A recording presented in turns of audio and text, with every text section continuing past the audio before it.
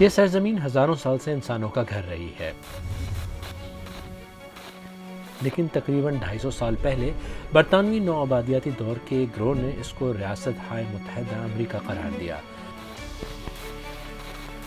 وقت کے ساتھ یہ ملک پھیلتا گیا اور آج کے امریکہ کی شکل اختیار کر گیا۔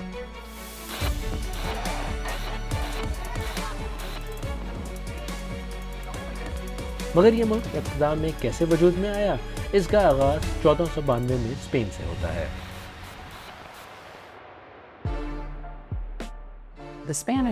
اسپین ایشیا سے تجارتی سامان حاصل کرنے کے لیے ایک محفوظ راستہ چاہتا تھا۔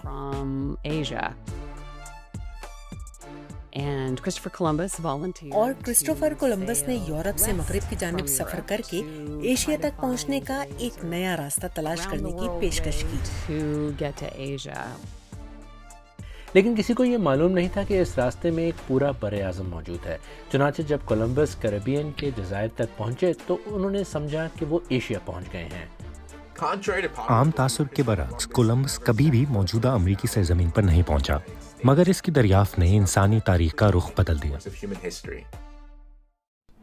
اس کے بعد یورپی مہمجوؤں کی ایک لہر بحیرہ اوقیانوس عبور کر کے اس کرۂ ارض کی طرف بڑھنے لگی۔ 1500 کی دہائی کے آخر تک برطانیہ کو بھی یہاں مواقع نظر آنے لگے۔ اس موقع پر ہسپانوی نہ صرف تجارتی اشیاء بلکہ بہت سا سونا اور چاندی بھی لے کر واپس آ رہے تھے، اور یوں انگلینڈ کے حریف کے طور پر وہ زیادہ طاقتور اور دولت مند بن رہے تھے۔ انگلینڈ کی بادشاہت بھی اس دولت میں حصہ چاہتی تھی۔ جہاں اسپین کی توجہ جنوب کی طرف مرکوز تھی، دیگر یورپی طاقتیں شمال کا رخ کرنے لگیں۔ برطانیہ نے 1585 میں یہاں ایک کالونی قائم کرنے کی کوشش کی جو ناکام رہی، لیکن 1607 میں اس نے دوبارہ کوشش کی۔ اس بار انہوں نے جیمز ٹاؤن کے نام سے پہلی مستقل کالونی قائم کی اور اس خطے کو ورجینیا کہا۔ اس کے بعد ہزاروں لوگ یہاں آ کر آباد ہوئے، کچھ مذہبی آزادی کی تلاش میں آئے جبکہ کچھ دولت کمانے کے مواقعوں کی تلاش میں۔ تاہم یہ آباد کاری ان لاکھوں مقامی افراد کی قیمت پر ہوئی جو پہلے ہی یہاں رہتے تھے۔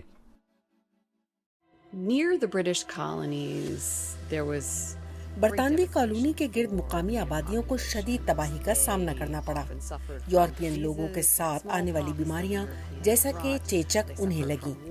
وہاں یورپینز کے خلاف ہونے والی جنگیں اور زمینوں پر قبضے نے انہیں کمزور کر دیا، اور بالآخر انہیں اپنی زمینیں بیچنا پڑی اور اپنی زمین آباد کاروں کے حوالے کرنا پڑی، اور وہاں کالونیز میں ہی رہنے کے طریقے ڈھونڈنے پڑے۔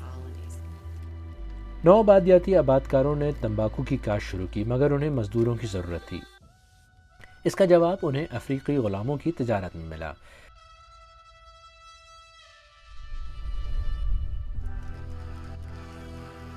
امریکہ کے ایک آزاد ملک بننے تک لاکھوں افریقیوں کو زبردستی یہاں لایا جا چکا تھا۔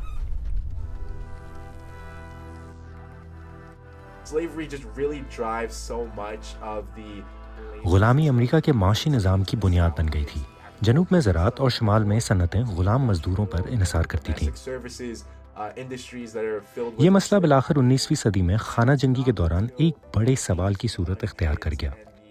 کیا امریکہ اخلاقی طور پر افریقی غلاموں کو غلامی میں رکھ کر ایک ملک کی طرح چل سکتا ہے؟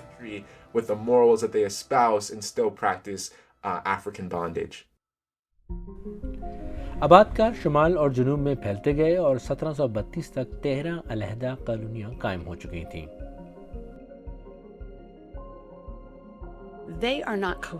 یہ کالونیاں ایک جیسی نہیں تھیں بلکہ مختلف انداز میں آباد ہوئیں۔ ان کی معیشتیں مختلف تھیں اور ایک دوسرے کے بارے میں تعصب بھی پایا جاتا تھا۔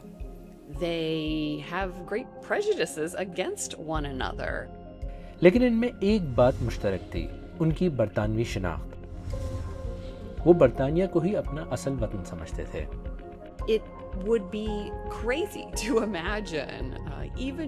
امریکی انقلاب سے چند سال پہلے تک یہ تصور بھی مشکل تھا کہ یہ مختلف کالونیاں اپنی ہی مادر وطن کے خلاف متحد ہو جائیں گی۔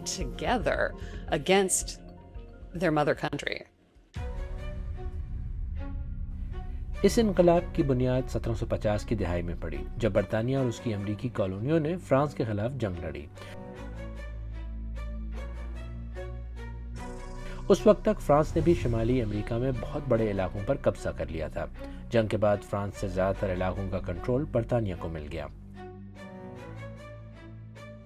مگر بادشاہ کو خدشہ تھا کہ اگر کالونیاں ان زمینوں تک پھیلیں تو مقامی آبادی کے ساتھ ایک نئی جنگ چھڑ سکتی ہے۔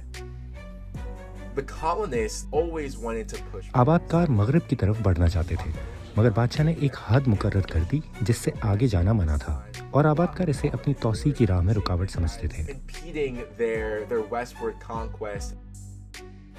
ادھر جنگ کے بعد برطانیہ بھاری قرضوں میں ڈوبا ہوا تھا اور اس نے امریکی کالونیوں پر مزید ٹیکس عائد کرنے کا فیصلہ کیا۔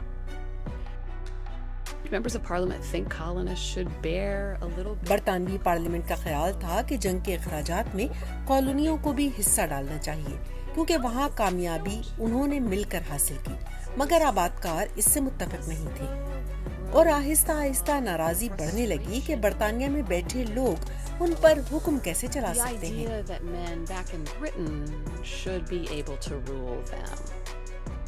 اس غصے کا مرکز بوسٹن بنا، جو میساچیوسیٹ کالونی کا دارالحکومت تھا۔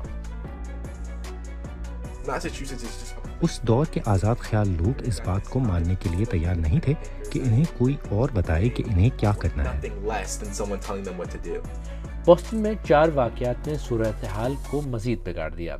1765 میں کالونیوں میں برطانوی ٹیکسوں کے خلاف احتجاج شروع ہوا۔ 1770 میں برطانوی فوجیوں نے سویلینز کے ایک گروہ پر فائرنگ کی جس سے 5 افراد ہلاک ہوئے۔ اس واقعے کو بوسٹن میں قتل عام کہا جانے لگا۔ 1773 میں مظاہرین نے بوسٹن کی بندرگاہ پر برطانوی چائے کی بڑی مقدار سمندر میں پھینک دی۔ یہ برطانوی ٹیکس اور تجارت پر کنٹرول کے خلاف مہم بنی جو بوسٹن ٹی پارٹی کے نام سے مشہور ہوئی۔ برطانوی پارلیمان نے میساچیوسیٹ میں اسے کھلی بغاوت قرار دیا۔ 1775 میں حالات کھلی جنگ میں تبدیل ہو گئے۔ بوسٹن سے باہر 700 برطانوی فوجیوں اور مسلح شہریوں کے درمیان جھڑپ کے دوران گولیاں چلیں اور 8 افراد ہلاک ہوئے۔ اس کے بعد کالونیوں نے جارج واشنگٹن کی قیادت میں فوج بنائی جن کا چہرہ آج ڈالر کے نوٹ پر نظر آتا ہے، اور اس وقت برطانیہ کے خلاف جنگ شروع ہو گئی۔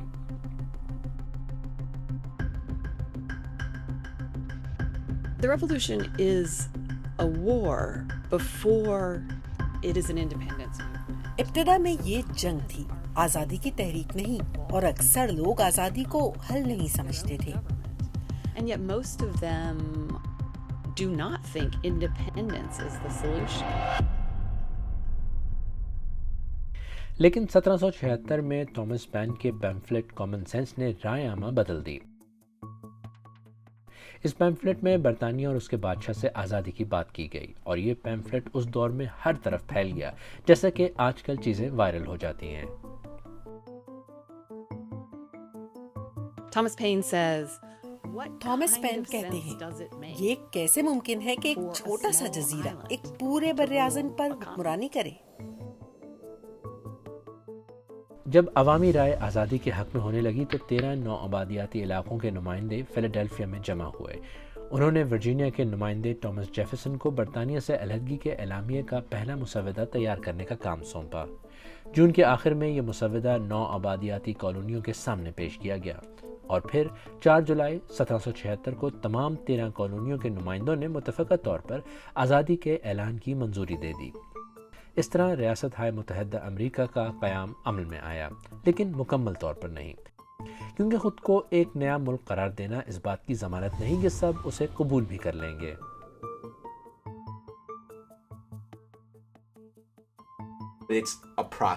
یہ ایک عمل تھا، ایسا نہیں کہ آپ نے آزادی کے دستاویز پر دستخط کیے، سب نے آپ کو تسلیم کر لیا اور خوشی کی لہر دوڑ گئی۔ حقیقت یہ ہے کہ دستخط کے بعد اصل جدوجہد شروع ہوتی ہے، اپنی آزادی کو برقرار رکھنے اور اس کا تحفظ کرنے کی۔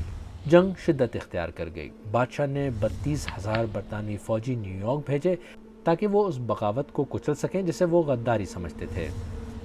امریکیوں نے مدد کے لیے فرانس اور اسپین کا رخ کیا۔ اب برطانیہ تینوں کا مشترکہ دشمن بن چکا تھا۔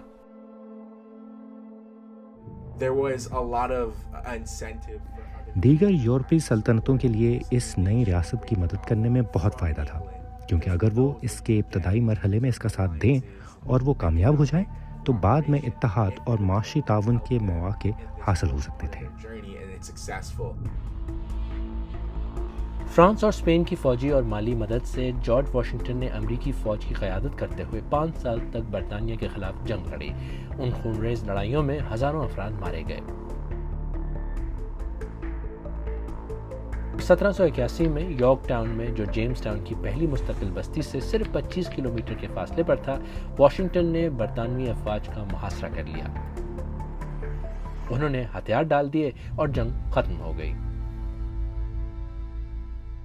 The British people, the British Parliament, برطانوی عوام اور پارلیمان اس جنگ سے تھک چکے تھے، وہ اس کے اخراجات سے بھی تنگ آ گئے تھے۔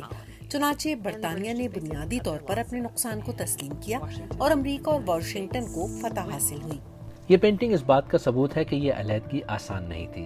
اسے امریکہ کی آزادی کو تسلیم کرنے کی یادگار کے طور پر بنایا جا رہا تھا، مگر یہ کبھی مکمل نہ ہو سکی کیونکہ برطانوی نمائندے اس میں شریک ہونے میں شرمندگی محسوس کرتے تھے۔ ادھر امریکی ایک نئی ریاست کی تعمیر میں مصروف ہو چکے تھے۔ انہوں نے ایک آئین تحریر کیا جس میں ایک نیا تصور پیش کیا گیا، صدر کے عہدے کا قیام۔ جنگ کے ہیرو جارج واشنگٹن 1779 میں پہلے صدر منتخب ہوئے۔ چند صدیوں بعد امریکہ مسلسل وسعت اختیار کرتا ہوا ایک بر اعظمی طاقت بن گیا۔ تاہم انقلاب کے دوران پیش آنے والے واقعات آج بھی اس کی شناخت کا اہم حصہ ہیں۔ the Constitution really is what allows آئین ہی دراصل وہ بنیاد ہے جس نے امریکہ کو قائم رہنے اور تقریباً 250 سال تک برقرار رہنے کے قابل بنایا۔ انقلاب کے دوران قائم ہونے والی حکومت شاید ایک نسل سے زیادہ قائم نہ رہ پاتی۔